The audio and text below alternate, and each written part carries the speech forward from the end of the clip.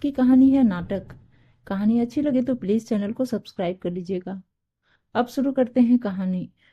बहू जाओ ऋचा से दामाद जी की पसंद पूछाओ। आज जो भी खाना बनेगा उनकी पसंद का बनेगा। 2 दिन बाद वे दोनों हिमाचल घूमने निकल जाएंगे। ठीक है माँ जी, बोल कविता ऋचा से दोपहर के खाने का मेन्यू पूछकर आती है और खाना बनाने में व्यस्त हो जाती है। दोपहर तक दामाद सचिन जी घर पहुंच जाते हैं। सारे लोग मिलकर खाना खा लेते हैं। कमला जी की सख्त हिदायत थी कि दामाद जी की खिदमत में कोई कमी पेशी ना आए, इसलिए कविता अपनी ननद ऋचा से पूछ पूछ कर खाने की व्यवस्था कर रही थी। बारिश का मौसम तो वैसे ही पूरी पकौड़ी के लिए ही ललचाता है, तो शाम को आलू प्याज की भजिया और चाय का दौर चल पड़ा। उसके बाद दम आलू, मिस्सी रोटी, दाल मखनी, टमाटर की चटनी कविता तैयार करने में लग गई। रात का खाना निपटा, फिर जल्दी जल्दी रसोई समेट देती है। इन सब में कोई उसकी मदद नहीं करने पहुंचा। काम करते करते वो काफी थक गई। फिर कमरे में पहुंची। वहां रवि उसका इंतजार कर रहा था। क्या बात है, बड़ी देर लगा दी? हाँ, काम बहुत बढ़ गया है आज, तो मैं कुछ ज्यादा ही थक गई हूँ। पैरों में भी बहुत दर्द हो रहा है। अच्छा लाओ, मैं पैर दबा दूं?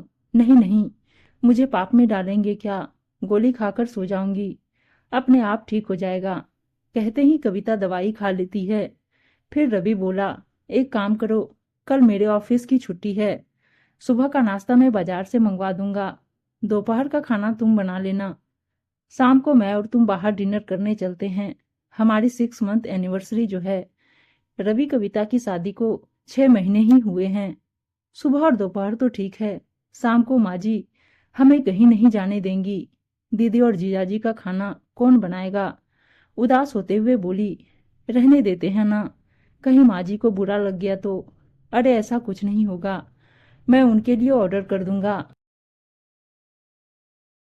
जीजाजी तो वैसे भी कुछ नहीं कहेंगे, और तुम पिछले 15 दिन से घर में खाना ही तो बना रही हो। एक दिन नहीं बनाओगी तो कोई फर्क नहीं पड़ेगा। पर माँ जी, मैं उनसे बात कर लूंगा। बोल दोनों चैन की नींद सो गए। अगले दिन नाश्ता रवि ने बाहर से मंगवा दिया। समोसा, कचौरी, जलेबी, पोहा।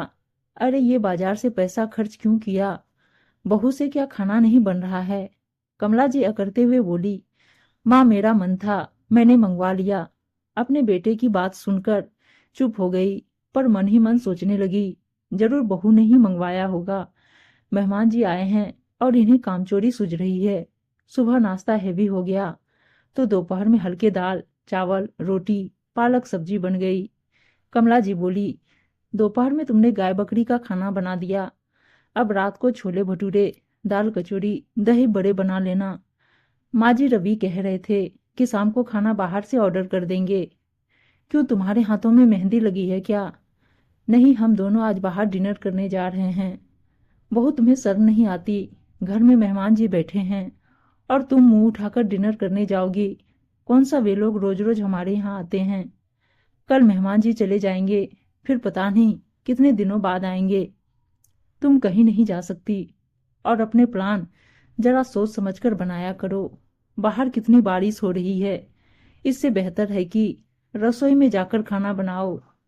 अपनी सास की बात सुन कविता की आंखों में आंसू आ गए और वो चुपचाप चली गई। थोड़ी देर बाद बेटी ऋचा के कमरे से जोर जोर से चिल्लाने की आवाजें आने लगी। कमला जी घबराती हुई कमरे में पहुंची। क्या हुआ बेटा, तू क्यों रो रही है? माँ, आपने मेरी शादी करके मेरी जिंदगी खराब कर दी। क्यों बेटा, क्या हुआ? मेहमान जी आपने कुछ कहा क्या मेरी बेटी को? ये क्या कहेंगे, इनकी माँ और बहन ने मिलकर मेरी जिंदगी नरक बना दी है। बेटा, ये तू क्या बोले जा रही है? थोड़ा चुप हो जा।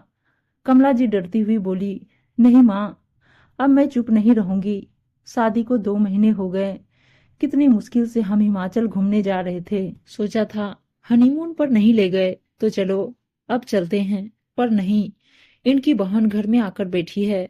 अब सासू माँ मुझे अपनी सेवा के लिए घर वापस बुला रही हैं।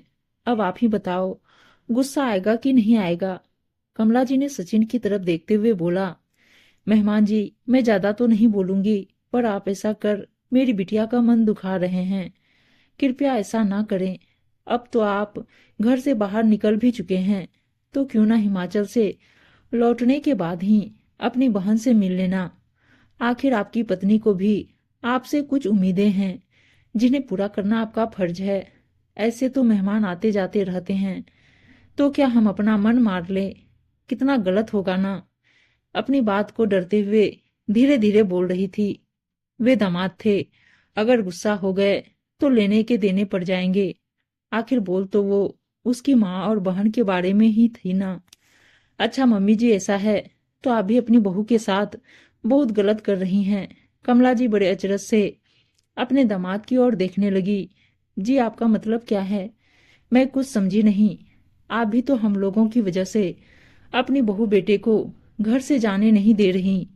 भाभी जी पिछले 15 दिन से अपनी ननद की सेवा कर रही हैं, और जब से मैं आया हूँ देखता हूँ वे रसोई में सारा वक्त खड़ी रहती हैं। क्या उनका मन नहीं करता होगा कहीं घूमने फिरने का? और आप ही ने तो कहा है मेहमान तो आते जाते रहते हैं, तो फिर आप भाभी जी का मन क्यों मार रही? मैं आपकी बेटी को घुमाने नहीं ले जा रहा। आपको इतना कष्ट हो रहा है, सोचिए। भाभी जी भी किसी की बेटी हैं।